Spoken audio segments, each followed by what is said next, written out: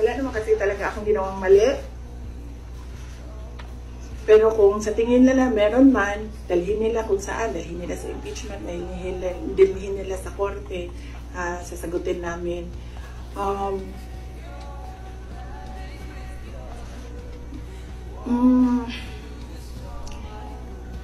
Yun.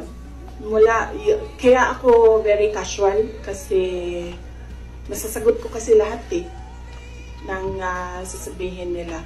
Minsan lang, hindi ako nagsasalita. Kaya mukha siyang walang sagot. Kasi minsan, ayoko na rin na magsalita kasi nakakapagod na sila. Nakakapagod yung galit nila actually. Yun yung nakakapagod. Pero